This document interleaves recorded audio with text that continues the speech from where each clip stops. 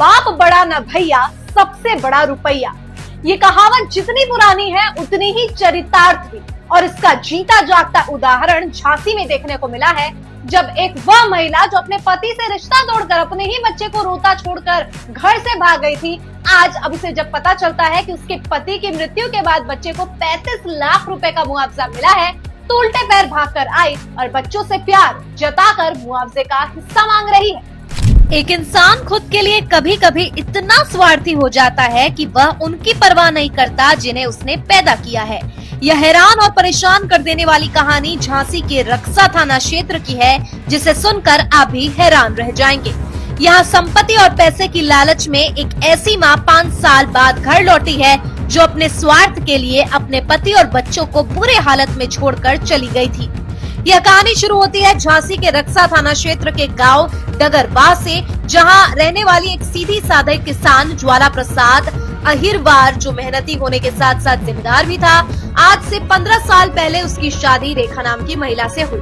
इसके बाद सब कुछ ठीक ठाक चलने लगा। रेखा ने 2 बच्चों को जन्म दिया, जो आज अंशु 11 वर्ष और अमित 6 साल का है। ज्वाला अपने परिवार के साथ अपने अन्य 3 भाइयों के साथ भी मिलजुल कर रहता था, लेकिन आज से करीब 5 साल पहले एक घटना ने ज्वाला को जो दर्द दिया है वो भुलाने योग्य नहीं। कहते हैं त्रिया चरित्रम पुरुषस्य भाग्यम देवो न जानती कुतो मनुष्य।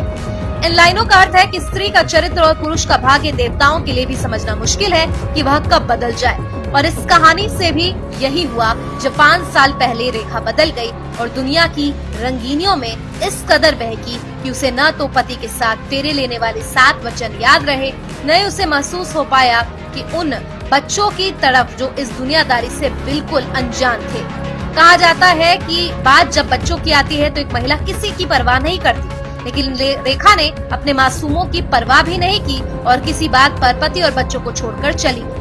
न कोई झगड़ा, न कोई झंझट, सब अचानक एक दिन घर खाली और 2 मासूम बच्चों की आंखें माँ को तलाशती रह गई। हालांकि यह भी दुनिया का नियम है कि कोई किसी के बिना जीना सीख जाता है, और हुआ भी है। ज्वाला ने अपने बच्चों को पाला पोसा और मेहनत करके अपना जीवन जीने लगा। ज्वाला ने अपनी मेहनत से एक घर भी बनाया, लेकिन समय को कुछ और ही मंजूर था। एक दिन उसे पता चला कि उसकी खेती की जमीन बीड़ा में चली गई, यानी कि बुंदेलखंड विकास अथॉरिटी ने उसे अधिग्रहण किया है, और इसके बाद ही ज्वाला बीमार हुआ। 2 महीने बाद ज्वाला प्रसाद बीमार पड़े और इलाज के दौरान ही दुनिया छोड़कर अपने बच्चों को रोता छोड़ गए। इसके बाद ज्वाला की जमीन के लिए सरकार उन्हें 35 लाख रुपए का मुआवजा देती है, लेकिन जब पैसों के बारे में पत्नी रेखा को जानकारी मिलती है तो वह अचानक ही लौट आती है। वह बच्चों पर अपना प्यार दिखाने की कोशिश करती है, लेकिन अब बच्चे इस दिखावे वाली माँ की ममता को कोई असर नजर नहीं आता। बच्चे भी ठोकरें खाकर इतना समझा हो चुके हैं कि उसकी माँ वापस क्यों आई है। क्या हुआ आपके साथ?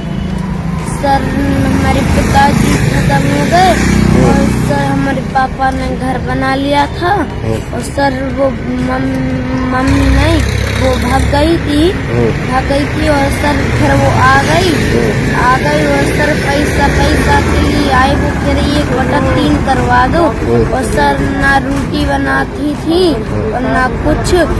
अभी आप किसके साथ रहते? चाचा के साथ। कितने साल पहले भागी थे? वो 4-5 साल। रेखा पर बच्चे और परिजन बच्चों को प्रताड़ित करने का आरोप लगाते हैं। वहीं गांव वालों का भी ये कहना है कि रेखा 35 लाख में हिस्सा मांगने वह मकान पर हक जताने आई है।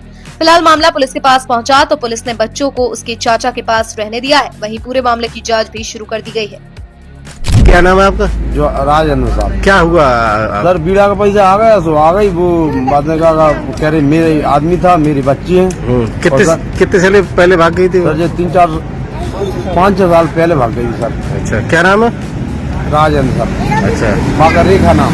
और भाई का क्या नाम था? ज्वाला प्रसाद। तो उसके कौन बच्चे हैं? 2 हाँ, 2 बच्चे हैं। अच्छा। और सर ना पढ़ाती है ना लिखाती है, जो वो आदमी धनुआ ने बुलाती है सर, वो बस बाद में मोड़ी मोड़ा भूखे रूट रहा, खुद रोटी बना रहा था। जो कितना 5 साल पहले अभी आ गई सर, खत्म होने पर।